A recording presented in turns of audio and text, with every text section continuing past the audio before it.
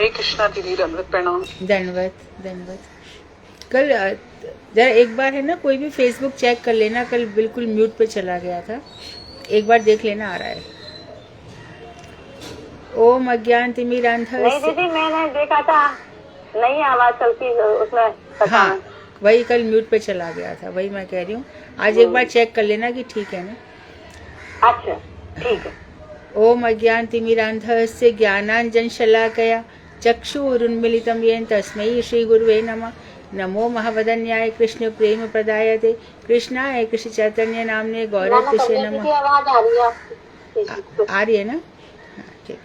हे कृष्ण करुणा सिंधु दीन बंधु जगतपते गोपेश गोपिका कांत राधा कांत नमोस्तुते। तप्त कांचन गौरांगी राधे वृंदावनेश्वरी वृषभानुसुते देवी प्रणमामि हरिप्रिये। तवैवास्मि ना जीवामि त्वया बिना इति विज्ञाय राधे त्वं नय मां चरणान्तिकम्। गुरुवे गौरचंद्राय राधिकाय तदालये कृष्णाय कृष्ण भक्ताय तद्भक्ताय नमो नमः। वांक्षाकल्पतरुभ्यश्च कृपा सिन्धुभ्येव च पतितानां पावनेभ्यो वैष्णवेभ्यो नमो नमः। श्री कृष्ण चैतन्य प्रभु नित्यानंद श्री अद्वैत गदाधर श्रीवासादि श्री गौर भक्तवृंद। हरे कृष्ण कृष्ण कृष्ण हरे हरे, हरे राम राम राम हरे हरे। मैं सर्वप्रथम मध्य गुरु पाद्म पद्म परिव्राजकाचार्य वर्य युगाचार्य परमाराध्यतम नित्य प्रविष्ट ओम विष्णुपाद अष्टोत्तर श्री भक्ति वेदांत श्री नारायण गुरुस्वामी महाराज मध्य शिक्षा गुरु पाद्म पद्म प्रातः स्मरणीय जगत वंदनीय जगत गुरु नित्य प्रविष्ट ओम विष्णुपाद अष्टोत्तर श्रीमद भक्ति वेदांत श्री बावन गोसाई महाराज के चरणार बिंद में अनंत कोटि दंडवत प्रणाम ज्ञापन कर उनकी ऐतिकी कृपा की वांछा करती हूँ। मैं ग्रंथ राशि चतन शिक्षामृत तदे रचयिता ओम विष्णुपाद सत्संग श्री भक्ति ठाकुर के अभय चरणार बिंद में असंख्य कोटि दंडवत प्रणाम कर उनकी ऐतिक कृपा की अभिलाषा करती हूँ। मैं सभी वैष्णवियों के चरणों में यथा योग्य वंदन अभिवंदन दंडवत प्रणाम करती हूँ। तो आज बत्सल रस हमारा हो चुका है। हम मधु रस की ओर बढ़ चले हैं। मधु रस सर्वरसों में श्रेष्ठ है। ध्यान रहे, मधु रस जब होता है तो इसमें 4 रस अपने आप मिल जाते हैं, शांत दास्य सख्य वत्सल। वत्सल जब रस होता है तो उसमें 3 रस मिल जाते हैं, शांत दास्य और सख्य। सख्य में 2 रस, शांत और दास्य 3 रस। सख्य भी रहेगा, शांत और दास्य, और दास में 2 रस रहेंगे, शांत और दास, और शांत में शांत रहेगा। तो जब हम साधना के लेवल से जितने भी श्रद्धा साधु संग भजन क्रिया अनर्थ निष्ठा रुचि आसक्ति, तो निष्ठा के बाद जब हमें लगने लगता है कि अब कुछ भी हो जाए हमसे भजन तो नहीं छूटेगा, चाहे कुछ भी हो जाए, कोई हमारा कुछ भी कर ले, हमारे प्राण भी कोई ले ले, हम भजन नहीं छोड़ सकते। इसको निष्ठा कहते हैं, भजन निष्ठा। भजन उनकी गहरी निष्ठा है। फिर रुचि आ जाती है। रुचि में स्वाभाविक भगवान से इतनी कथाएं होती है, कथाओं के बिना मन ही नहीं लगता। जहाँ पे कथाएं होती है बस कृष्ण कथाएं, और या फिर भक्तों की कथा सुनाओ, या फिर गुरु वैष्णवों की कथा सुनाओ, तो ये रुचि हो जाती है। नाम गान में सदा रुचि रहती है। और उसके बाद रुचि के बाद निष्ठा रुचि आसक्ति, और आसक्ति तो हम देखते ही हैं, इतनी दृढ़ आसक्ति हो जाती है हम कुछ भी भगवान के बिना, हम कुछ भी, यानी भगवान के नाम में हमारा पूरा की पूरा तन मन सब उसी में, सब कुछ उसी में लग जाता है, और भारी संसार बिल्कुल छूट जाते हैं इस स्टेज पर। और नित्य निरंतर भगवान के साथ ही वार्तालाप, भगवान के साथ ही लगन, पूरी लगन उनमें लग जाती है। आसक्ति के बाद फिर भाव भक्ति आती है, भाव भक्ति के बाद प्रेम, और प्रेम में ये सब आते हैं। तो ये सब जो दशाएं आती हैं, जब हम ब्रज भक्ति में लौकिक सद्बंधु भाव हो जाता है भगवान के साथ। फिर वहाँ पर शांत रस में तो ईश्वरत्व तो है, ऐश्वर्य भाव रहता है कि वो चतुर्भुज स्वरूप है, वो परमात्मा है, द्विभुज है। लेकिन जैसे हम दास रस में आते हैं वो द्विभुज स्वरूप हो जाते हैं, और उनसे हमारा पर्सनल टच हो जाता है, जैसे कि सांसारिक संबंधों में होता है। तो भगवान के साथ हमारी पर्सनल संबंध होते होते होते बहुत पर्सनल संबंध हो जाते हैं हमारे। और उसमें जब मधुर रस होगा तो हमारी जो प्राण प्रिया है राधा जी, उनके ये प्रियता में ऐसा भाव रहता है। बत्सल रस में तो इस समय कैसी भक्ति होती है, रागानु का, उन लोगों का जैसा प्रेम है तो हमारे अंदर लोभ जागता है। लोभ होगा तभी होगा। ऐसा मंजरियों का भाव होता है, वैसे ही भाव हमारे अंदर आ जाता है। तो मधुर रस सर्वश्रेष्ठ है। और मधुर रस के लिए ही हमारे जो श्रीमद् भागवत है उसमें रास पंचाध्यायी है, उसमें भ्रमर गीत है। महावीर नवधा भक्ति से महाप्रभु आए हैं और उन्होंने आस्वादन किया है। मधुर रस के महाभाव तक वो पहुंचे हुए हैं। महाभाव की जो रूढ़ अधिरूढ़ मोहन मादन दशा है उसमें राधा जी का अधिकार है और वो इसका आस्वादन करना चाहते हैं। तो महाप्रभु के अनुगत्य में और जीव गोस्वामी इत्यादि के रूप गोस्वामी के आदि के अनुगत्य में हम इस रस को, और हमारे सप्तम गोस्वामी भक्ति विनोद ठाकुर के अनुगत्य में हम इस रस को समझेंगे। इसके पहले बत्सल रस के कुछ प्रश्न हैं।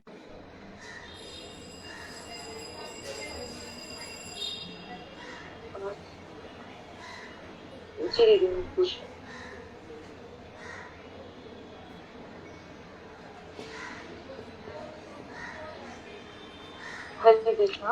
आप सभी को दंडवत प्रणाम। सभी वैष्णवों के चरण कमलों में मेरा यथा योग्य प्रणाम। आज के प्रश्न है क्लास 182 से है, वत्सल रस से। सुधा दीदी है क्या? हाँ जी, हरे कृष्णा, दंडवत प्रणाम। आप स्टार्ट करिए। मैं हूँ, आप करो स्टार्ट। वत्सल रस किसे कहते हैं? इस रस में अवलंबन कौन है? बोलिए राधिका दीदी। जी दीदी, हरे कृष्णा, धन्यवाद प्रणाम। विभाव आदि के द्वारा वात्सल्य पुष्ट होने पर पंडित। अनुराधा दीदी आप बोलेंगे? जी दीदी, मैं हूँ ना।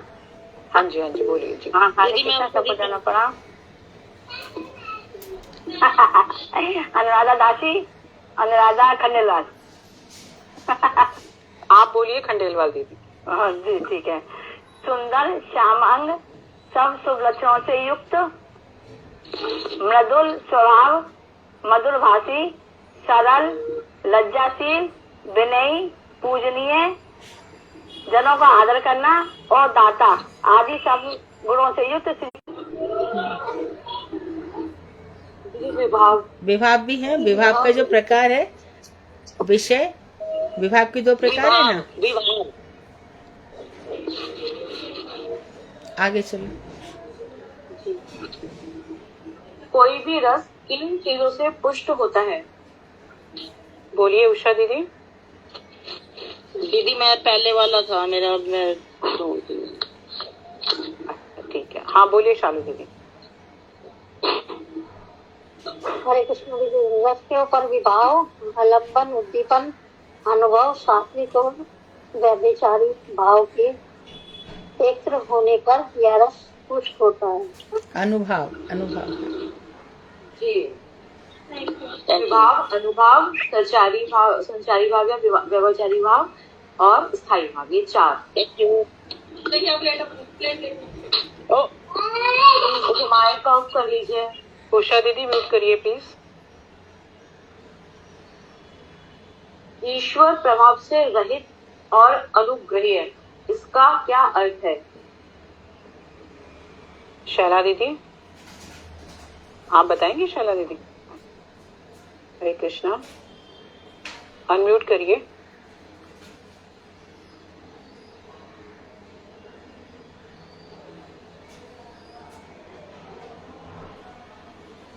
आप बोल रही है शैला दीदी? सत्यवती दीदी आप बोलिए।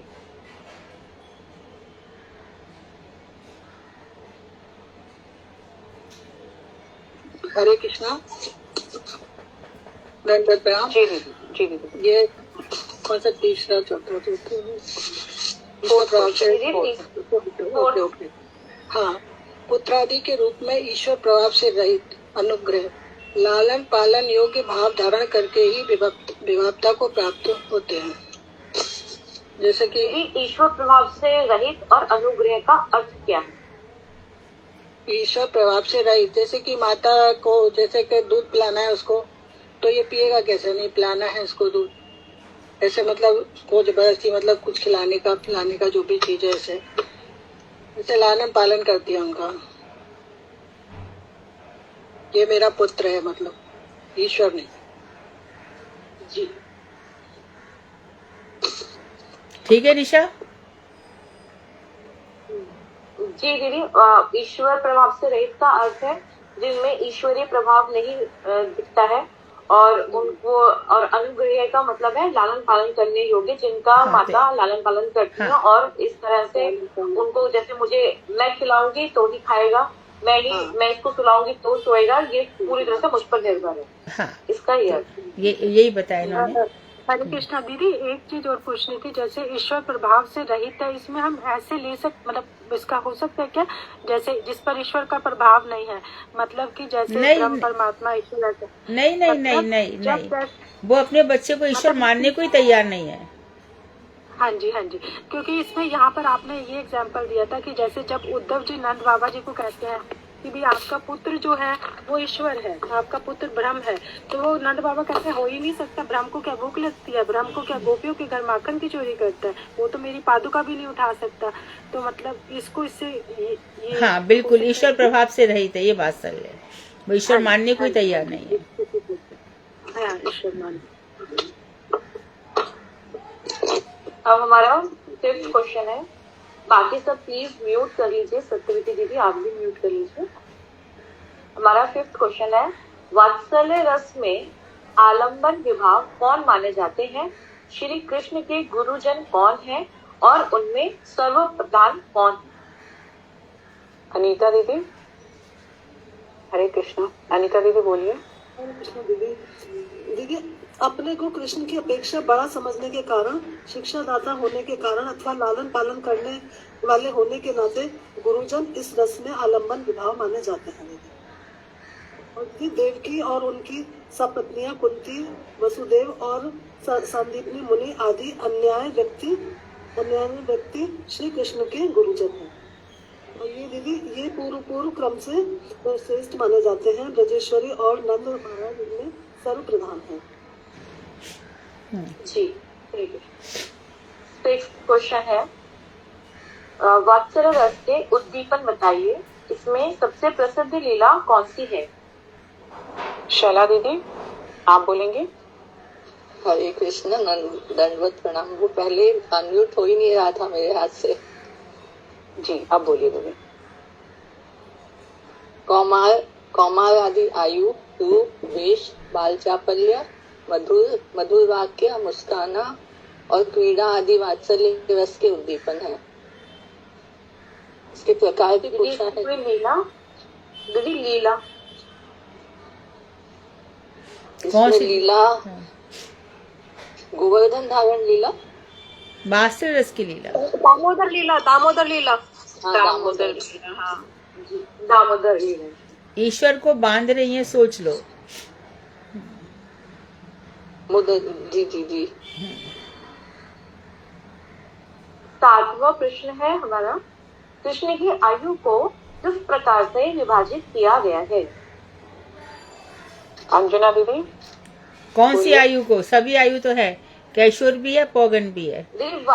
हाँ, तो वो पूछो कि इस आयु को कितने भागों में विभाजित किया है। अंजना दीदी आप बोलेंगे। साधना दीदी। हरे कृष्णा दीदी, दंडवत प्रणाम। धन्यवाद। कृष्ण की आयु अलग अलग, उसमें जैसे बाल कौमार हैं, ये 0 से 5 साल हैं, पौगंड 6 से 10 साल हैं, किशोर 10.5 से 15 साल हैं, और यौवन 16 से आगे है। वो हमेशा 16 से आगे कभी जाते नहीं, मतलब हमेशा ही वो नव यौवन नवायमान रहते हैं। हाँ, उनको तरुण अवस्था रहती है, उनकी तरुण टीनेज। हाँ जी, तरुण अवस्था। धन्यवाद। दीदी, वात्सल्य रस में कौमार को किस प्रकार से विभाजित किया गया है? मैं बताऊँ कौमार। जी, इसमें 3 थे ना दीदी, आद्य और मध्य और शेष। हाँ जी। हमारे अंदर भक्ति क्यों जागृत नहीं होती है, या हम भक्ति में आगे क्यों नहीं बढ़ पाते? मोहिनी दीदी आप बोलेंगी। हरे कृष्णा दीदी, धन्यवाद प्रणाम। इसमें ये है कि हम सदैव अपनी देहात बुद्धि में ही लगे रहते हैं, शरीर के लिए जीते रहते हैं, मैं और मेरे से ही ऊपर नहीं उठते हैं, और ये नहीं समझते हैं कि आत्मा का वास्तविक पोषण क्या है और यह जानने की कोशिश ही नहीं करते हैं, और गुरु और वैष्णवों के वचनों में दृढ़ विश्वास नहीं होता है, शरणागति का नाम निशान नहीं रहता है, और इन सब के अभाव में हम भक्ति में आगे नहीं बढ़ पाते, भजन राज्य में आगे नहीं बढ़ पाते। हरे कृष्ण। आत्म अहम रहता है, दीनता का अभाव रहता है, और दृढ़ निश्चय जैसे आपने बताया, स्थूल शरीर और भगवान जैसे आपने बताया। मुख्य चीज है दैन्य। दैन्य नहीं होता, देहात में बुद्धि रहती है। ये शरीर को ही हम सब कुछ समझते हैं ना, इसके लिए। आगे आद्य कौमार अवस्था की क्रियाएं और आभूषण क्या है? इस अवस्था में कृष्ण ने कौन सी लीलाएं की हैं? विनीता दीदी। हरे कृष्णा दीदी। दीदी, आद्य कुमार अवस्था में लेटे लेटे बार बार पैर चलाना, थोड़ी थोड़ी देर में रोना और हंसना, अपने पैर का अंगूठा चूसना और चित्त लेटे रहना आदि क्रियाएं होती हैं। इस अवस्था में बखनखा, राख का तिलक, काजल, कमर में काली रेशम की डोरी और हाथ में काला सूत्र आदि आभूषण होते हैं। और पूतना वध दीदी, इसकी लीला है। पूतना वध जो हुआ था, शक्टासुर वध, पूतना वध, ये सब। और दीदी, इसमें हम ये भी दे सकते हैं जब उन्होंने पैर लगाकर छकड़े को तोड़ दिया था। शक्टासुर वध। वो ठीक है। अगला प्रश्न है हमारा। तुम सब लोगों का आभूषण क्या है? तुम सब लोग कौन सा आभूषण पहनते हो? सब लोग तुम कंठी और तिलक। कंठी और तिलक और तिलक। हाँ, सही है। और तुम्हारे सामने कोई कह दे कि देखो मैं तुम्हें इतना बड़ा हीरे का हार देता हूँ और कंठी मुझे दे दो, तुम तैयार हो जाओगे? नहीं दीदी। किसी भी हमें नहीं चाहिए कुछ भी। हाँ, अब हमारे ले लो। अरे अभी अच्छा। और ये सब जोड़ने के लिए कि मुझे 10 तोले का हार हो जाए, 3 तोले का हार हो जाए, इसको जोड़ने के लिए मेहनत करोगे?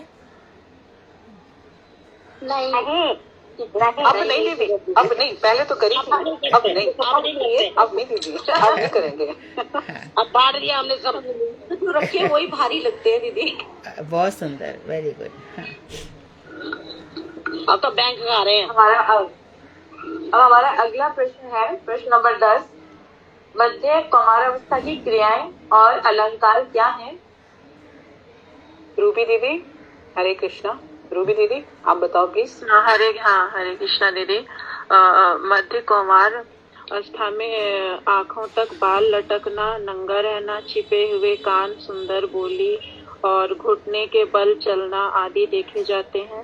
नाक के अग्रभाग पर मोती, जो दीदी ने बताया था बड़ा अच्छे से, जो बीच में मोती पहनते हैं, नक बेसर, नथ बेसर, नक बेसर, मक्खन और कमर आदि में किंकरी, कमरों में सुंदर सा जो पहनते हैं तगड़ी सा, वो आदि इस अवस्था में अलंकार देखे जाते हैं।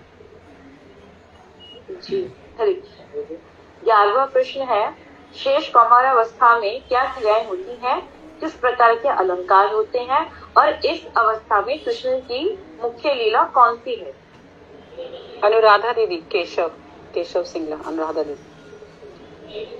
शेष कुमारावस्था क्रियाएं में जो क्रियाएं होती हैं उसमें सबसे पहले कमर कुछ चौड़ी हो जाती है और उनके जो सिर पे सिर जो होता है वो घुंघराले बालों से भर जाता है, और ब्रज के आसपास वन में बछड़ों का चराना शुरू कर देते हैं और उसके साथ साथ सखाओं के साथ क्रीड़ा करते हैं।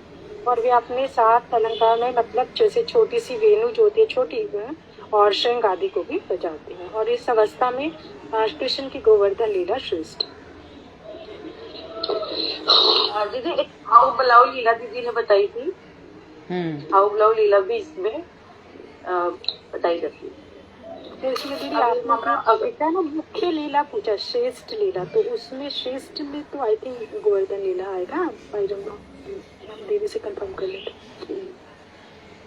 ये दीदी आपका ठीक है, मैं बता रही थी एक ये और भी लीला थी, दीदी ने हाउ बलाउ लीला भी बताई। जी, हाउ बलाउ बचपन की। हाँ, 3 साल के बाद तो बस पालन के लिए गए ना, 5 साल तक कृष्ण बच्चे बस पालन में गए। हाँ, बोलो। हाँ जी, अब हमारा 13वां प्रश्न है, 12वां प्रश्न है, वात्सल रस के अनुभव किस प्रकार है, बताइए। अनुभव कौन दीदी? कौन से हैं? रेवती दीदी बोलिए। हरे कृष्णा। अनम्यूट करिए अपने आप को, रेवती दीदी। उषा दीदी आप बोलिए। हाँ दीदी, सिर का सूंघना, शरीर पर हाथ फेरना, आशीर्वाद और आज्ञा देना, लालन पालन करना तथा हित देश और करना और वात्सल्य के अनुभव है। इसमें चुंबन अनुभव, हाँ चुंबन अनुभव, इनके नाम लेकर पुकारना और नक देना, मित्रों के साथ तिरस्कार करना और आदि साधारण व्यवहार होते हैं। बहुत अच्छा उषा जी। वर्ड यूज किया अच्छा। था उषा दीदी अभी बीच में, हितोपदेश, इसका क्या मतलब होता है? हित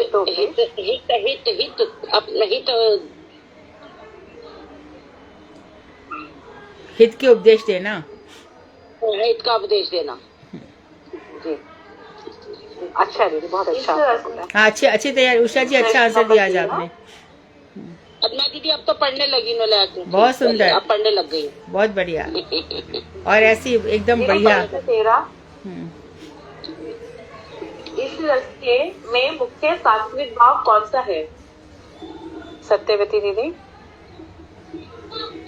अनम्यूट करिए। हाँ, इसमें स्तंभवादी स्तंभ है, मेन तो सात्विक भाव स्तंभवादी।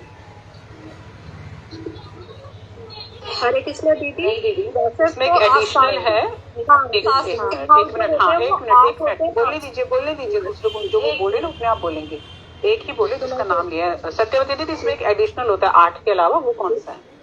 स्तनों से दूध देना और स्तंभवादी 8 और कुल 9 सात्विक भाव में रस होते हैं। जी हमें जो एक आंसर दे रहे हैं ना उसको मौका देना चाहिए पूरी तरह बोलने का, तो प्लीज तो फिर बोलने दीजिए उनको। अगला क्वेश्चन करिए निशा दीदी। जी प्रश्न 14, वात्सल्य रस के स्थायी भाव कौन से हैं? यशोदा मैया की वात्सल्य रति कैसी है? बोलिए अनीता दीदी।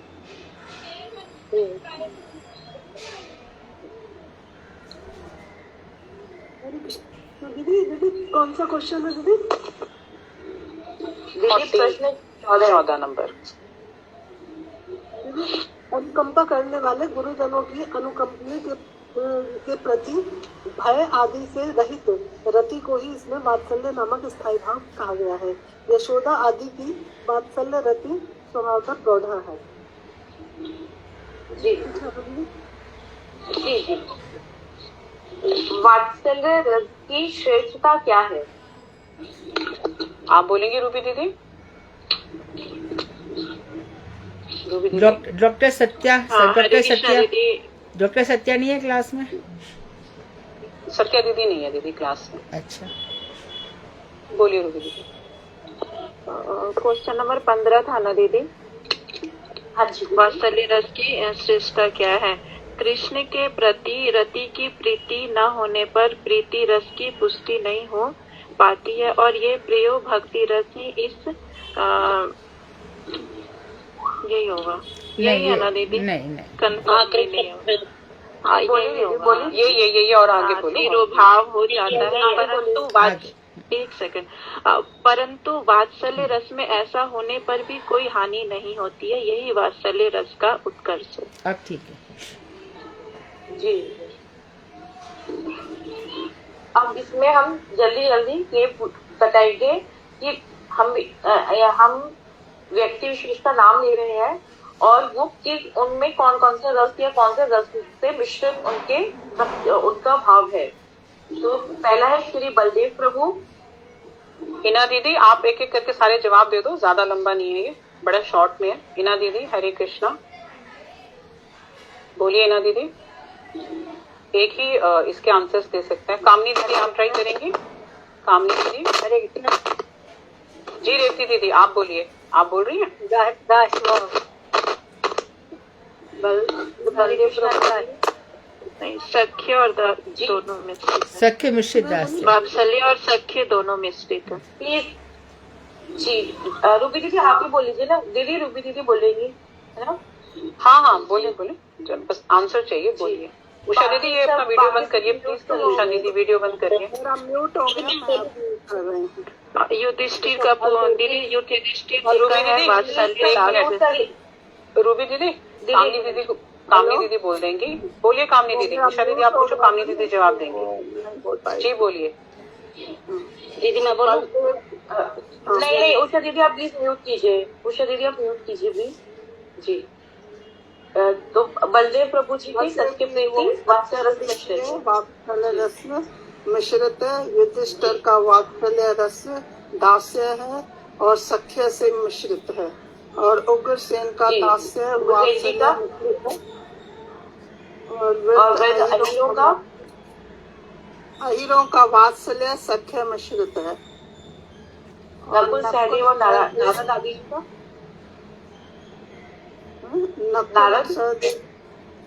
नारद का सख्य और दास्य मिश्रित है। शिव गरुड़ और उद्धव आदि का दास्य सख्य मिश्रित है। अनिरुद्ध आदि जो कृष्ण के नाती हैं उनकी प्रीति किस प्रकार की है?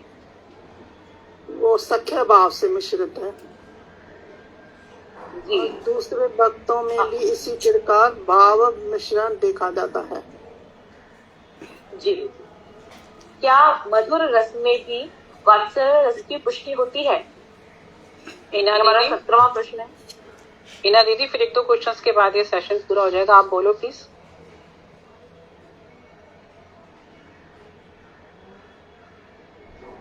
सादा दीदी आप बोलो।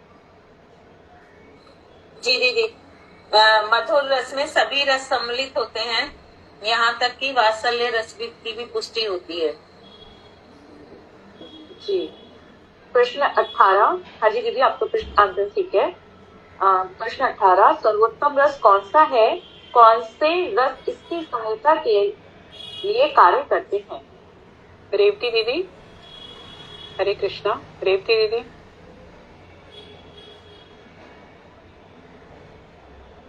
मोहिनी दीदी। मोहिनी दीदी आप बोलिए। हरे कृष्णा। सबसे श्रेष्ठ रस मधुर रस श्रृंगार रस है, और इसमें दास्य सख्य वात्सल्य ये सभी रस इसकी सहायता के लिए कार्य करते हैं। जयशिला के पति का क्या नाम है? शैला दीदी। शैला दीदी। प्रबल। जी दीदी प्रबल प्रबल। श्री हाँ जी दीदी प्रश्न ये अंतिम प्रश्न है। श्री बलदेव प्रभु की दीदी हरे कृष्ण दीदी क्या नाम है दीदी? दीदी जटला दीदी। प्रबल। प्रबल प्रबल जी। कौन से ग्रंथ में ये सब? राधा कृष्ण गरुदेश दीपिका पुस्तक है, उसमें सबका परिचय है। अपने मठ से निकली है। जी जी। श्री बलदेव प्रभु जी की मुख्य प्रेयसी कौन है? नित्यानंद प्रभु जी की पत्नी और उनके पुत्र का क्या नाम? जिसने अभी तक आंसर न दिया वो दे सकते हैं। अंजना दीदी, मीना झा दीदी। हरे कृष्णा दीदी, बलदेव जी की प्रेयसी का नाम रेवती है, और नित्यानंद की 2 पत्नियां हैं, जानवी और वसुधा, और उनके पुत्र का नाम वीरभद्र है। ठीक है। और वीरभद्र की माता का क्या नाम है? वसुधा। वसुधा। ठीक है जी जी दीदी। बलदेव प्रभु जी की भी तो 2 पत्नियां हैं। उषा दीदी। हाँ। बलदेव प्रभु जी। रेवती और दूसरी। Yes yes. रेवती और वारुणी। सही है सही। हाँ जी हाँ जी ठीक है ठीक है। तो आज बहुत पीसफुल एटमॉस्फेयर रहा, बहुत शांति रही आज आप लोगों ने शांति बनाए रखी। थैंक यू दीदी। हाँ तो अभी हम पढ़ के आते हैं ना। हाँ बहुत सुंदर। पढ़ के का क्या मन भगवान से जुड़ता है ना, जितना जुड़ा भगवान से हो। हाँ तो देखो अभी आपकी बहुत अभी है ना, आप लोग सब श्रीमद् भागवत खरीद लो 4 खंड, क्योंकि मैं अब एक चीज नया शुरू कर रही हूँ। मैंने इसको भी कहा था अनुराधा दासी, नॉट खंडेलवाल, अनुराधा दासी को मैंने कहा था वो अच्छी कोशिश कर रही है। कल उनसे कहा था कि नहीं, कई दिन अनुराधा कितने दिन हो गए, देवभूति कपिल संवाद उसका वर्णन तो वो पढ़ रही हैं। तो मैं क्लास में कीर्तन करते हैं ना, ऐसे 5-5, 10-10 मिनट सबको दूंगी, जिससे कि आप भागवत के उपाख्यान याद करेंगे। इधर उधर भागवत सुनते हो ना, अब पता चलेगा कि मठ की भागवत और वहाँ की भागवत में कितना अंतर है। तो श्रीमद् भागवत में क्या लिखा हुआ है तुम लोगों को समझ में आएगा। तो अभी किसके पास भागवत है पूरी, किसके पास है, नाम बोलो। दीदी मेरे पास भी है उसका, मुझे महाराज जी ने दी थी। कौन सी दी थी? महाराज जी ने कौन सी थी? 1 से 4 वाली दी है ना खाली। गुरुदेव के समय, हाँ जी, गुरुदेव समय वही आई थी बस। हाँ जी, हाँ जी, हाँ, 4 खंड है दीदी, 4 भाग। हाँ तो आप हाँ दीदी 4 खंड है। हाँ अभी 4 खरीदी तो अच्छी बात है। तो आप है ना उसमें याद करना परीक्षित का जन्म कैसे हुआ, शॉर्ट में। ठीक है। परीक्षित का जन्म कैसे हुआ, कैसे उत्तरायण, महाभारत के युद्ध के अंत में कैसे हुआ। देखो एक बात सुनो, ये मैं रिसर्च की बात कर रही हूँ, रिसर्च की बात। तुम लोग सब मैं आंसर नहीं दूंगी, तब मैं पूछ रही हूँ। देखो परीक्षित का जब जन्म हुआ है तब कृष्ण थे कि नहीं?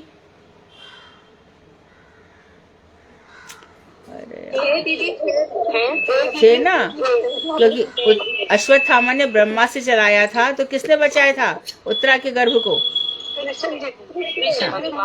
ठीक है, तो अब परीक्षित का ये जन्म है। प्रत्यक्ष रूप से नहीं थे ना, अप्रत्यक्ष रूप से थे।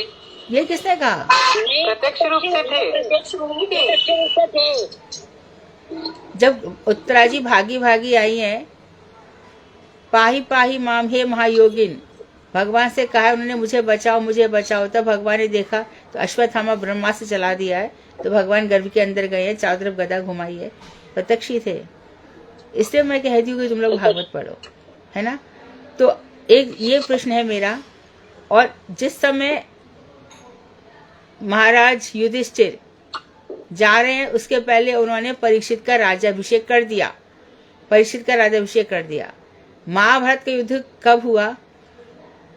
परीक्षित 7 दिन के अंदर जा रहे हैं, तो उस समय युधिष्ठिर तो थे नहीं, निकल गए थे। कलयुग ने प्रवेश किया है। कलयुग जब प्रवेश कर रहा है, क्या किस रूप में? कलयुग धर्म बैल के रूप में, है ना। जो धर्म उस समय बैल के रूप में था और कलयुग शूद्र के रूप में था, तो बैल को मार रहा था। तो परीक्षित ने क्या कहा कि अरे तू ये क्या कर रहा है, मेरे राज में, ये तू धर्म के ऊपर कैसे अत्याचार कर रहा है? तो उसने कहा कि अब मेरा प्रवेश का समय आ गया, अब कलयुग आ गया। बोले नहीं, तुझे यहाँ रहने नहीं दूंगा, तेरे लिए मैं 5 जगह देता हूँ। 5वां सोना था, 4 जगह कौन कौन सी है? हरे कृष्णा दीदी, जहाँ पे जुआ खेला जाता है, जहाँ पे नशा होता है, जहाँ पे अवैध स्त्री संग होता है, और जहाँ पर कसाई घर जहाँ पे पशुओं को मारा जाता है, 4 जगह जुआ खेला जाता है। तो वैसे के तो वहीं पर मांस खाया जाता है, ये कहाँ लिखा है? हिंसा बोलो,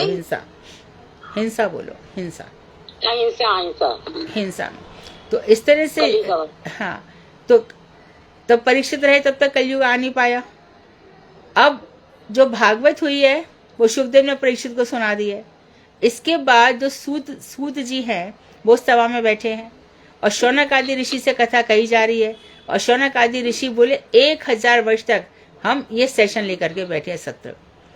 तो इसका जो टाइम मैनेजमेंट है वो बताना कैसे हुआ, बहुत स्टडी करनी पड़ेगी।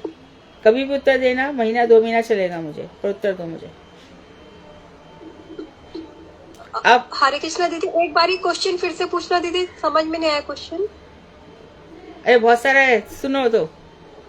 कलयुग, जब कलयुग को परीक्षित ने मारा है ना, भगाया है वहां से, और उसके बाद युधिष्ठिर चले गए हैं, फिर भागवत सुनाई गई है परीक्षित को अंतिम 7 दिन, और उसके बाद सूत जी बैठे 1000 वर्ष। तो कब राष्ट्र यज्ञ हुआ, कृष्ण उस समय कहाँ थे, महाराज युधिष्ठिर कैसे गए, ये सब प्रश्नों का मैनेजमेंट बताओ, टाइम मैनेजमेंट। अब आ जाओ, मधुरसी श्रेष्ठ है। दीदी कल जब भी वो गाय का ही रूप है, वो गाय के को बताते हैं संबंध कल युग में, बैल के रूप में ऐसा था, है क्या? बैल के रूप में था। नहीं, वो परीक्षक ने किसको गाय के वो बचाया ना। गाय माता तो पृथ्वी है, पृथ्वी के रूप में पृथ्वी थी गाय, ना दीदी? हाँ, पृथ्वी थी गाय के बैल के रूप में। रूप में, और धर्म बैल के रूप में है। तो देखो विजय कुमार तो जैव धर्म में 2 कैरेक्टर थे, दोनों बाबा जी के पास गए, लेकिन जो ब्रजनाथ थे उनका कहाँ तक रह गया था, सख्य रस तक, लेकिन विजय कुमार मधुर रस में आ गए। तो विजय कुमार मधुर रस में बोल रहे हैं विजय कुमार बाबा जी से, वहां से जैव धर्म से भक्ति विनोद ठाकुर ले रहे हैं। प्रभु आप ये बताइए कि मुख्य रसों में मधुर रस को अतिशय रहस्योत्पादक रस बताया गया है। तो मधुर रस में जो रहस्य क्या है, अब मधुर रस में क्या होता है कि पूरा की पूरा हृदय मधुर भावनाओं से भीगा रहता है। उसमें जब वंशी बसती है तब गोपियों को क्या अनुभूतियां होती हैं, जब भगवान श्री कृष्ण गौचरण के लिए चले जाते हैं तब क्या अनुभूतियां होती है, और साधक को जब वो गोपाल मंत्र जपता है तब कृष्ण के साथ क्या संबंध होता है। तो उस समय हमें ये बताया गया है कि हमारी सब सखियां, ललिता जी, विशाखा जी, सुदेवी, रंगदेवी, चित्रा, विशाखा, इंदुलेखा, ये सब सखियां भगवान श्री कृष्ण से मिलती रहती हैं। कहाँ पर मिलती है? निकुंज में। परंतु निभृत निकुंज में हमारे कौन है? प्रिया और प्रियतम, और मंजरियां वहां पर जा सकती हैं, आ सकती हैं। और वहां पर प्रिय नर्म सखा कौन कौन? सुबल और कभी कभी मधुमंगल भी आ जा सकते हैं, और प्रिय नर्म सखियां वहां जा सकती हैं, प्राण सखी भी जा सकती है। तो इस तरह से जब वर्णन है तो मधुर रस का जो आस्वादन है वो हमारी किस किस सबने, तो जो महाप्रभु है अपने अंतिम लीला गंभीरा में वो कौन सी लीला सुन रहे हैं? गीत गोविंद की, मधुर रस की। मधुर रस के विरह में क्या होता है? 3 चीजें होती हैं, स्मरण, स्फूर्ति, आविर्भाव। भगवान का स्मरण होता है, स्फूर्ति होती है कि भगवान आ ही गए, और भगवान वास्तव में आ जाते हैं।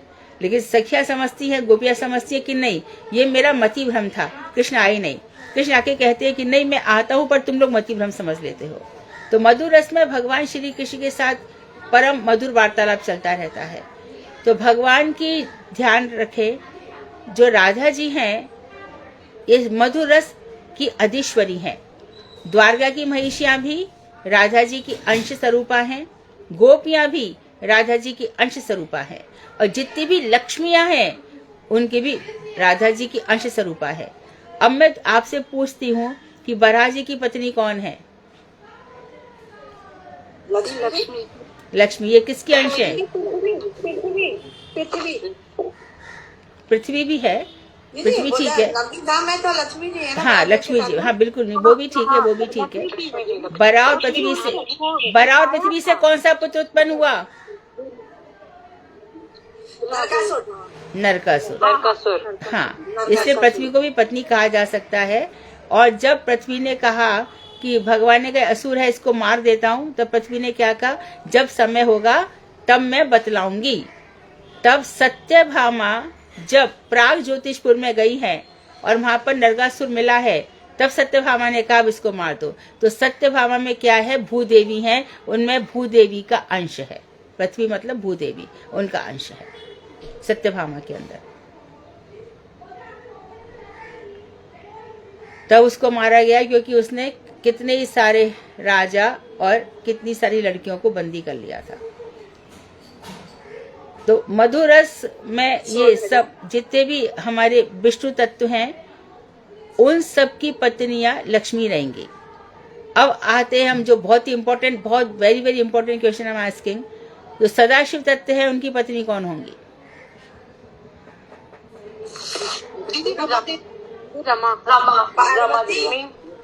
हाँ, रमा रहेंगी।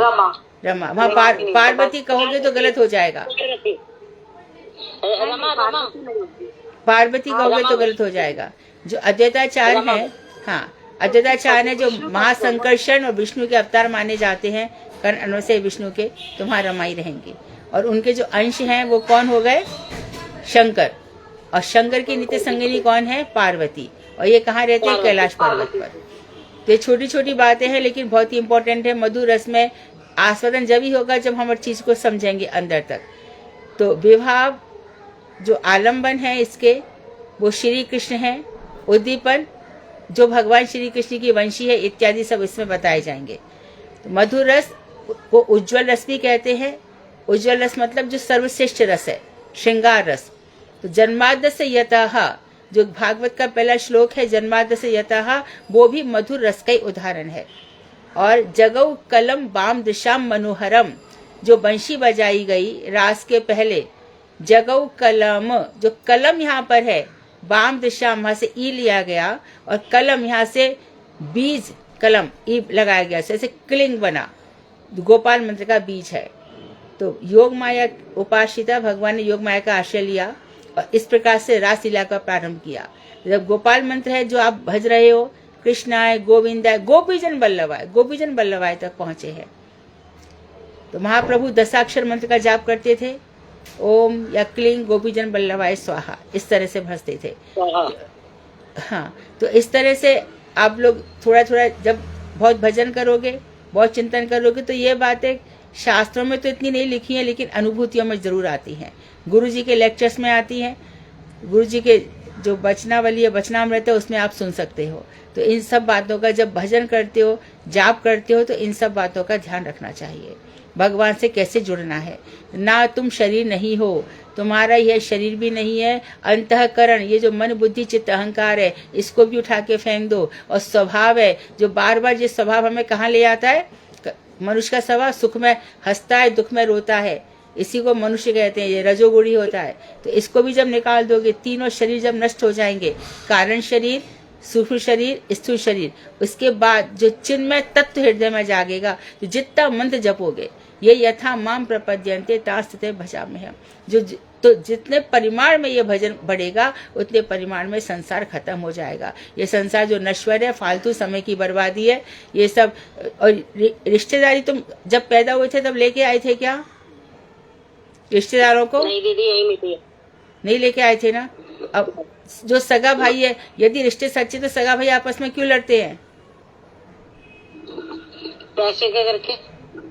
तो इसीलिए तो कलयुग में पैसा, धन, इज्जत, प्रतिष्ठा, इसी के लोग भागते रहते हैं। लेकिन गौड़िया वैष्णव इन सबको तुच्छ समझते हैं और अपना जीवन इनके लिए बर्बाद बिल्कुल नहीं करते। बहुत हंसते खेलते चले जाते हैं आराम से। जब चिता में लेटा दिया जाएगा, आराम से ये लाश धू धू जल जाएगी और हमारी आत्मा एकदम शुद्ध चिन्मय आत्मा किसी भगवान के धाम में जाकर के, फिर भी भगवान को लगेगा अरे इसमें अभी खोट है, निर्मल मन नहीं है, बहुत सारी इच्छा अभी भी बाकी है, तो ठाकुर जी फिर से इस संसार में फेंक देंगे।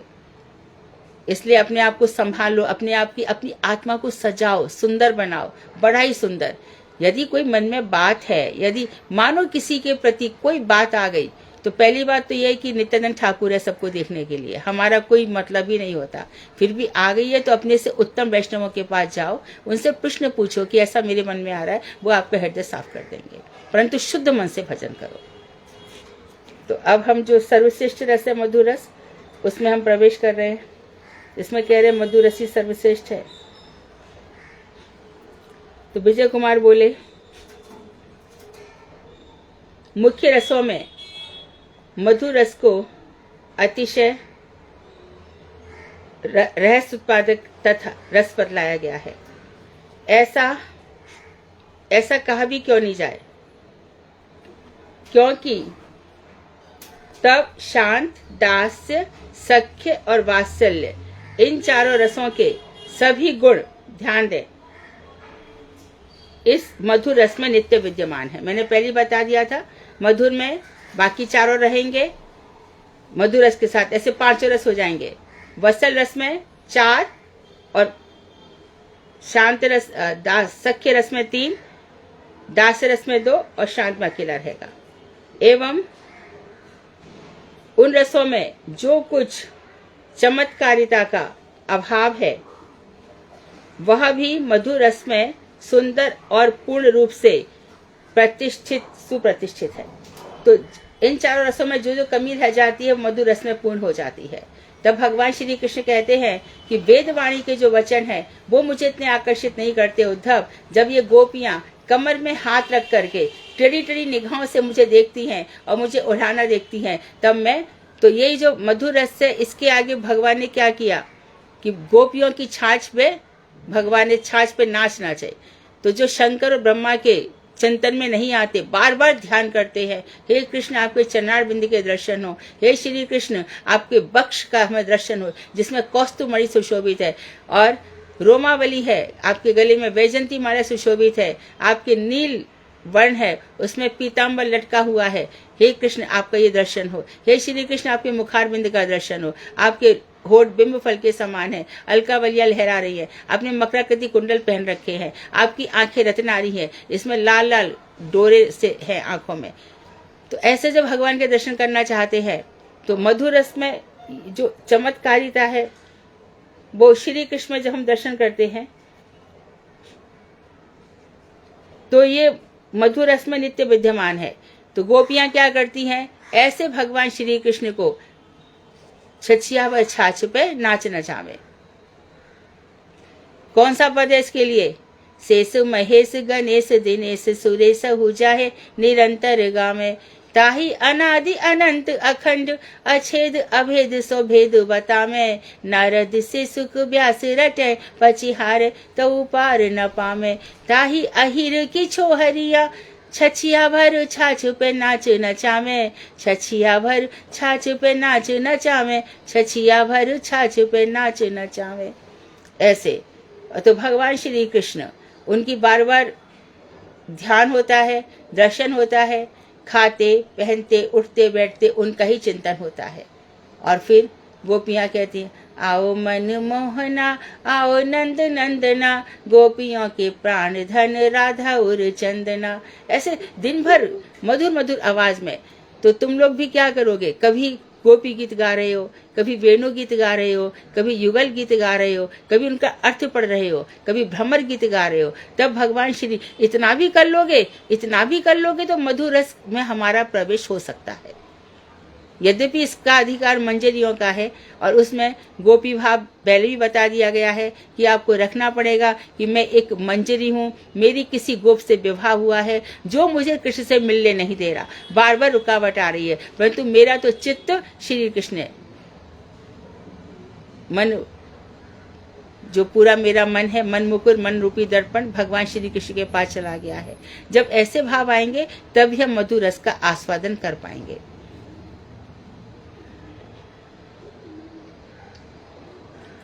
इन रसों में जो कुछ भी चमत्कारिता है वह भी मधुर रस में सुंदर और पूर्ण रूप से प्रतिष्ठित है। तब मधुर रसी सर्वश्रेष्ठ है, इसमें तनिक भी संदेह नहीं है।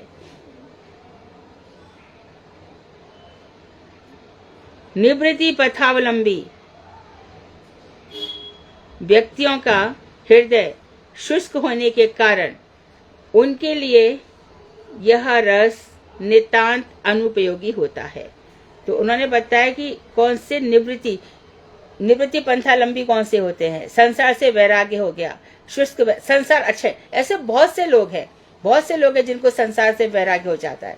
किसी को तो इसलिए होता है कि उसे धोखा खाया होता है, किसी को इसलिए होता है कि उसका सब कुछ लुट गया होता है, सब कुछ था लेकिन कंगाल हो गया। कितने ही कारणों से वैराग्य होता है, लेकिन ऐसे वैराग्य के हृदय में मधुर रस नहीं आ सकता। मधुर रस तो वही आ सकता है जिसने मधुर रस की उपासना करी है।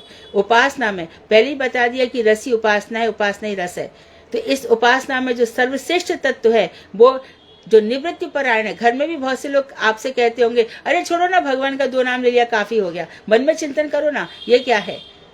तो लेकिन जो मंजरी भाव है वो हृदय में एक ऐसा केमिकल बन जाता है ना, ऐसा रस और ऐसा अमृत बन जाता है कि और प्रकार से हृदय में चलता है, वो अलग प्रकार से कुछ चलता है। तो वहाँ भगवान श्री कृष्ण और किशोरी जी, अक्सर ऐसा होता है कि किशोरी जी के चरणारविंद और भगवान श्री कृष्ण के मुखारविंद के दर्शन होते रहते हैं। ये निश्चित रूप से होंगे। जो मधुर रस के उपासक है ये निश्चित रूप से होगा। दूसरी तरफ मधुर रस जड़ धर्म से सर्वथा विलक्षण होने के कारण जड़ प्रवृत्ति वाले व्यक्तियों के लिए दुर्बोध है और जिनकी संसार में बुद्धि लगी हुई है, अब देखो ब्याह शादी हो जाएंगे, ठीक है, ब्याह बोल राधा रानी की जय, जैसे गले में माला डल गई तो वही राधा। अपनी राधा जी को इतना साधारण, अपने आराध्य देव को इतना साधारण समझ लिया, जहां मना वहीं पर राधा कृष्ण के दर्शन कर लिया। ऐसे कभी कोई गौड़ीय भक्त करेंगे? मतलब हम तो देखते हैं कि ब्रज में, मथुरा में जितनी भी शादियां होती हैं, गले में माला पड़ जाए, बोल राधा रानी की जय, ये राधा रानी है। तो संसार में जो जड़ रस है वो इस उज्जवल श्रृंगार रस को छू भी नहीं सकता है। हम अच्छा, यदि ऐसा ही था तो लड़े झगड़े क्यों लड़े झगड़े? साल भर भी प्रेम चला नहीं, डिवोर्स क्यों हो गया? कहां से राधा कृष्ण चले गए? और बस घर में बालक हो गया, अरे कृष्ण कन्हैया लाल की जय, बच्चा हो गया। अच्छा बच्चा हो गया, चल 2-3 साल तक तो बच्चा ऐसा लगता है कि घर में क्या रौनक है, अरे तुतला रहा है, अभी ऊपर सीढ़ी चल रहा है, अभी नीचे चल रहा है, इतनी इसकी सुंदर से बातें कर रहा है, हजार होगा। जैसे 5-6 बालक का बच्चा हुआ, घर में ट्यूशन शुरू हुआ, फिर कहाँ गया? 10-12 साल तक होते होते तो उसकी अपनी दुनिया हो जाती है, अपना कर्म भोग हो जाता है, अपना संसार हो जाता है। तो इसलिए जड़ रस में कभी भी हमें उज्जवल रस देखना नहीं चाहिए, वो है ऐसा कभी भी नहीं करना चाहिए। तो इस मधुर रस जड़ प्रवृत्ति वाले व्यक्तियों के लिए यह दुर्बोध है, वो इस भगवान श्री कृष्ण और राधा को समझ नहीं सकते। एक कल राधिका मुझे गाना बता रही थी कि मुझे याद नहीं है, कि तू करे तो प्रेम नहीं रासलीला और मैं करूँ तो चरित्रहीनता, ऐसे कुछ है, कोई गाना है ऐसे, तो एक गाना है ना। हाँ, तो उसमें हाँ, तो देखो कितनी दुष्टता है इसमें, कितनी दुष्टता है, सोचो। तो भगवान श्री कृष्ण ऐसा बनना चाहता है तो जेल में जन्म ले, पहले 2 मैया ने पालन किया, करके देखा। पैर से उन्होंने शक्टासुर मार दिया, पूजना को मार दिया, वो सब तो कर। उन्होंने इतने बड़े बड़े असुर मारे, तेरे अंदर का काम क्रोध मद लोभ मोह जो 6 असुर बैठे, उनको तो मार के देखा। तो ये लोग जो राधा कृष्ण के प्रेम को या राम सीता के प्रेम को संसार में देखते हैं, उनके लिए ये जो राधा कृष्ण का प्रेम है ये कभी समझ में नहीं आ सकता। वैसे तो राधा कृष्ण एक ही है, बिहार के लिए उन्होंने 2 स्वरूप धारण किए हैं, और किसके लिए? भक्त के विनोद के लिए। यदि हमें राधा कृष्ण दोनों मिल जाए तभी तो हम उपासना करते हैं। अकेले तो फिर राम स्वयं कहते हैं कि मैं अकेला रहता हूं तो मैं खाली सीता जी के साथ रहता हूं, बाकी किसी को मैं स्वीकार ही नहीं करता, मैं लेता ही नहीं किसी को। कृष्ण रूप में ले सकता हूं।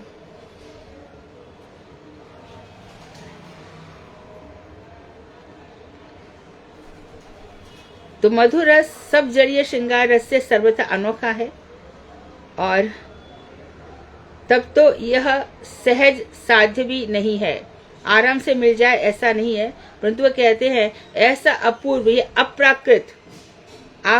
अप्राकृत मधुर रस सांसारिक स्त्री पुरुषगत अत्यंत हेय जड़ रस जैसा क्यों दिखलाई पड़ता है। इन्होंने पूछा ऐसा क्यों लगता है, तो उत्तर कह रहे कि जड़ जगत चित्त जगत का प्रतिफलन है। ये जड़ जगत है, चित्त जगत में जो है उसी की छाया, उसी का प्रतिबिंब ये जड़ जगत है। तो उसका उत्तर दिया जीव गोस्वामी ने, जो जैव ग्रंथ लिखा है जैव धर्म में, उसी का यहाँ पर एक्सट्रैक्ट लिया गया है। गुरु गोस्वामी कह रहे, विजय तुम यह भली भांति जानते हो कि जड़ जगत की सारी विचित्रताएं चित्त तत्व की विचित्रता का ही प्रतिफलन है। अब देखो, अयोध्या में राम मंदिर बना, अयोध्या तो राम भगवान वहां का नित्य है, कोई उसको तोड़ के चला गया राम मंदिर को, और उसने भगवान के प्रति अपना क्रोध दिखाया। अब एक बात यह है कि हम सोचते हैं कि मूर्तियों को वो तोड़ गया, तो मूर्ति में भगवान विराजमान है। मध्वाचार्य जी कह रहे हैं, मध्वाचार्य कह रहे हैं मध्यभाष में, वेदांत सूत्र के मध्यभाष में मध्वाचार्य जी कह रहे हैं कि कोई आकर के मूर्ति को तोड़ गया, उसकी ताकत है मूर्ति को तोड़ने की। भगवान की इच्छा होती है, भगवान उस मूर्ति को छोड़ देते हैं, निकल जाते हैं। तो फिर तू मूर्ति तोड़ जा, कुछ भी कर, लेकिन तुझे बाद में भगवान देखेंगे क्या करना है। तो जैसे जैसे दुर्गति इन लोगों की देखी जाती है, अब यहाँ पर जड़ जगत में भगवान श्री राम की इच्छा हुई और इस समय उनका मंदिर बना। मंदिर हमेशा ही रहेगा, ये सब कुछ हमेशा, ये तोड़ना फोड़ना तो ये मनुष्यों का बात है, लेकिन होगा। तो ऊपर जो चित्त जगत में भगवान श्री राम की जो प्रतिष्ठा है, वहां पर जिस तरह से वो विराजमान है, शंख चक्र गदा पद्म, यही चारों राम लक्ष्मण भरत शत्रुघ्न के रूप में है। और राम जिस तरह से अयोध्या में निवास कर रहे हैं अपने भक्तों के साथ, तो उनका ही प्रतिफलन हम जड़ जगत में देख रहे हैं। ऊपर यहाँ पे भगवान आते हैं लीला करने के लिए। यदि वो इस भूमि को आकर के पवित्र करके ना जाए, इस भूमि को धन्य करके नहीं जाए, तो जो भक्त हैं, कौन से भक्त? मुक्त भक्त, मुक्त जो जीव हैं, जो या फिर जो साधक हैं, जो इस संसार में आए हैं, वो कैसे जिएंगे? यदि वृंदावन भूमि ना हो या राम के उपासकों के लिए अयोध्या की भूमि ना हो, उनके लिए जीने का सहारा कैसे रहेगा? इससे भगवान यहाँ पर प्रकट होते हैं, इसलिए मंदिर भी बनाए जाते हैं। स्वयं महाप्रभु आए थे वृंदावन में दर्शन करने के लिए, स्वयं जमुना जी। तो जब राधा कृष्ण आए, तब सीधी बात राधा जी ने कही थी, यदि यमुना नीचे नहीं आएंगी, यदि गिरिराज गोवर्धन यहाँ पे नहीं होगा, तो मैं तो आऊंगी भी नहीं।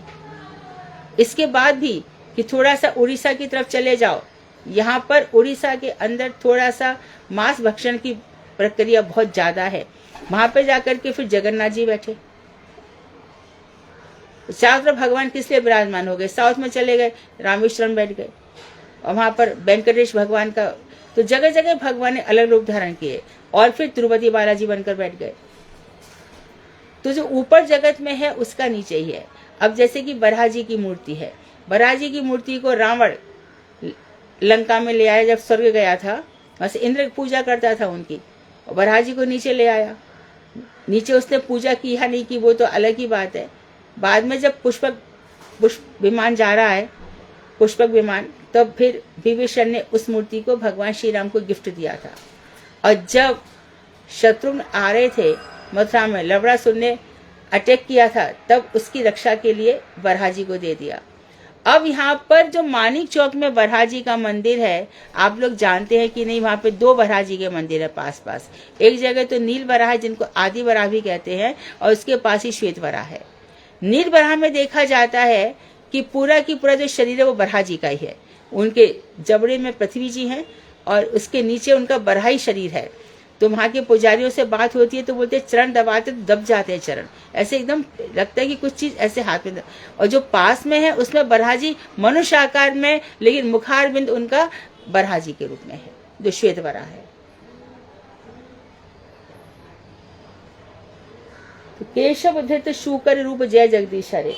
जब मधुर रस की हमारी उपासनाएं होती हैं, तो भगवान के जो 24-25 अवतार नहीं, असंख्य अवतार रहा भगवान के संग। तो बहुत सुंदर सुंदर बातें प्रभुपाद जी यहाँ पर, सरस्वती प्रभुपाद, चक्रवर्ती ठाकुर हमें बताना चाहते थे, पर बहुत कुछ समझ के चले गए। इसी प्रकार से कई सारे ग्रंथ, प्रबोधानंद सरस्वती, बहुत सारे ग्रंथ ऐसे थे जिसमें बहुत अच्छी अच्छी बातें लिखी थी, पर देखा कि लोग यहाँ पे योग्य नहीं है, तो उनको समाधि दे दी गई। तो प्रभुपाद जी ने यही कहा था कि मैं नहीं समझता हूँ कि इससे ज्यादा लोग यहाँ पे समझ पाएंगे, जड़ जगत में इतना ही बहुत है। तो जड़ जगत में ऊपर जो है, अब वहाँ पे जो ऊपर जो यमुना जी है, नील वर्ण की बहुत ही सुंदर यमुना है। वहाँ पर उत्पल यानी नीले कमल, उत्पल है, पुंडरीक मतलब सफेद कमल, और अरविंद लाल कमल, ऐसे करके कितने प्रकार के कमल खिले हुए हैं। और उस पर जब हमारी प्रिया प्रियतम जाते हैं, वहाँ विहार करते हैं, उसका ही प्रतिफल। अब यहाँ यमुना जी के प्रति श्रद्धा ही नहीं लोगों की, बिल्कुल नहीं है। और श्रद्धा का, क्योंकि हमारे सामने देखा जाता है कि वहां पर ऐसा पानी बहाया जा रहा है, ये कुछ हो रहा है, लेकिन जो ऊपर है वही का नीचे सब कुछ वैसा ही है। तो यहाँ पर हम दर्शन कर सकते हैं, और चिन्मय भाव से हम अपने भजन के बल से ऊपर के लोकों में इसका हम दर्शन कर सकते हैं। तो आज का समय पूरा हो गया, तो इसको हम कल करेंगे। हरे कृष्णा दीदी, जो आपने अभी श्वेत वराह बताए, उसमें आपने बताया कि पूरा का पूरा जो मुख है वो तो मतलब वराह जी का है, और बाकी बॉडी मनुष्य की है। ठीक।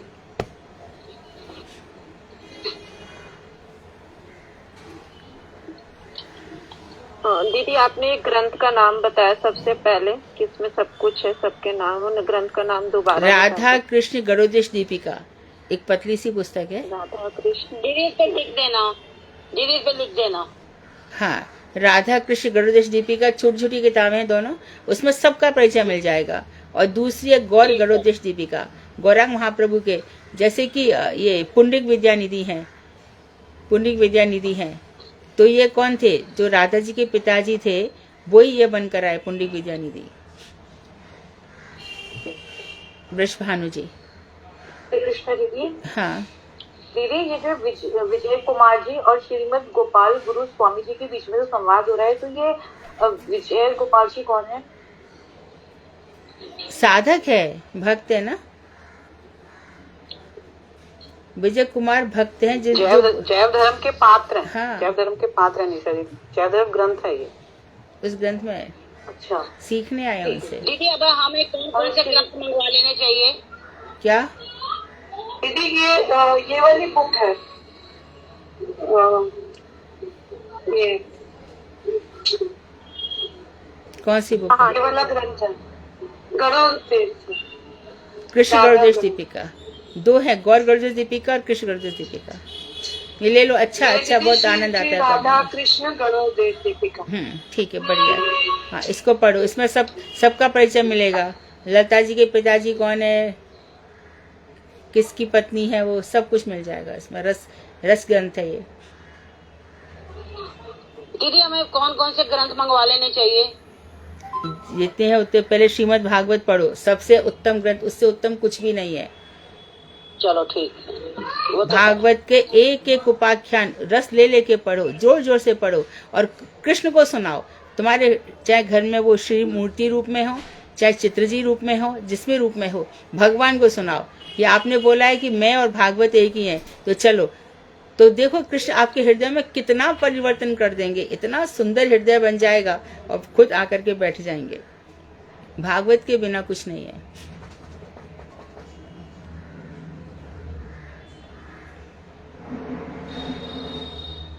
दीदी आपके साथ एक बारी 84 कोर्स करनी है सबने, हमने 84 कोर्स तो हमारे श्रीधर महाराज, सिद्धांति महाराज, वन महाराज, माधव महाराज, करनी है दीदी, सब बहुत बढ़िया कराते हमने हैं। आपके साथ करनी है। हाँ, कर लेंगे, कभी भी कर लेंगे।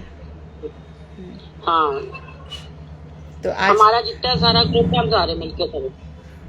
आज कक्षा को विराम देते हैं। वांछाकल्पतरुभ्यश्च कृपा सिंधुभ्येव च पतितानां पावनेभ्यो वैष्णवेभ्यो नमो नमः। कौन गा रहा है कीर्तन? सुंदर सा, बढ़िया। दीदी आज मैं गा दूं हिंदी में राम जी का, मेरे कल से मन में आ रहा है। हाँ, गाओ। राम नाम अति मीठा है, कोई गा के देख ले। आ जाते हैं राम, कोई बुला के देख ले। मेरे राम मेरे राम मेरे राम मेरे राम। जिसके मन अभिमान बसा हो, राम कहाँ से आए। जिसके घर अंधेरा हो, मेहमान कहाँ से आए। राम राम की सोच तू मन में जगा के देख ले। आ जाते हैं राम, कोई बुला के देख ले। राम नाम अति मीठा है, कोई गा के देख ले। आ जाते हैं राम, कोई बुला के देख ले। आधे नाम पे आ जाते हो, कोई बुलाने वाला। बिक जाते हैं राम, अगर हो मोल चुकाने वाला। राम नाम रस पीकर और पिला कर देख ले। आ जाते हैं राम, कोई बुला के देख ले। राम नाम अति मीठा है, कोई गा के देख ले। आ जाते हैं राम, कोई बुला के देख ले। जय श्री राम। ठीक है। और कौन? दीदी यमुनाष्टक की कोशिश करूं मैं। यमुनाष्टक गाओ। किसका? वल्लभाचार्य जी का गा रही हो कि अपने गौड़िया गीति कुछ? अपने गौड़िया गीति कुछ में। ठीक है, गाओ। Page number 259। भ्रातुरंत कस्यपत नेय विपत्ति हारिणी। प्रेक्ष्याति पापिनो अपि पाप सिंधु तारिणी। नीर माधुरी विरक्त शेष चित्त बंधनी माम पुनातु सर्वदार बिंदु बंधु नंदनी हारि वारि धारयाभिमेंडितो रुखांडवा पुंडरी कमंडलोत दंड जाली तांडवा स्नान काम पाम रोग्र पाप संपदंदनी माम पुनातु सर्वदार बिंदु बंधु नंदनी शीकराभिमृष्ट जंतु दुर्विपाक मर्दनी नंद नंदना तरंग भक्ति पूर्ववर्धनी तीर संगम अभिलाषी मंगलानुबंधनी माम पुनातु सर्वदार बिंदु बंधु नंदनी दीप चक्रवाल चुष्ट सप्त सिंधु भेदनी श्री मुकुंद निर्मितोरु दिव्य केली वेदनी कांति कंदली वीरेंद्र नील वृंद निंदनी माम पुनातु सर्वदार बिंदु बंधु नंदनी माथुरेन मंडले चारुणाभिमंडिता प्रेम नद वैष्णवद वर्धनाय पंडिता उर्मिदो विलास पद्म नाभ पाद वंदनी माम पुनातु सर्वदार बिंदु बंधु नंदनी रम्य तीर रंभमान गो कदम्ब भूषिता दिव्य गंध भा कदम्ब पुष्प राजिरूषिता नंद सोनु भक्त संग संगम अभिनंदिनी मां पुनातु सर्वदार बिंदु बंधु नंदिनी फुल्ल पक्ष मल्लिकाक्ष हंस लक्ष पूजिता भक्ति विद्ध देव सिद्ध किन्नराली पूजिता तीर गंध वाहगंध जन्म बंध रंदनी मां पुनातु सर्वदार बिंदु बंधु नंदनी चिद विलास वारी पूर भूर भवा स्वरापनी कीर्ति तापि दुर्म दोरु पाप मर्म तापनी बल्लवेंद्र नंदनांग राग भंग गंदनी माम पुनातु सर्वदार बिंदु बंधु नंदनी तुष्ट बुद्धि रष्ट केन निर्मिलोर्मि चेष्टिताम त्वामनेन भानुपुत्री सर्वदेव वेष्टिताम या सत्वीति वर्ध्यस्व सर्व पाप मोचने भक्ति पूर्वमस्य देवी पुंडरीक लोचने। यमुनाष्टकी। ठीक है। वांक्षाकल्पतरुवश्य कृपा सिंधु वेवच पतितानां पावनेभ्यो वैष्णवेभ्यो नमः। हरे कृष्णा दीदी। दंडवत हरे कृष्ण।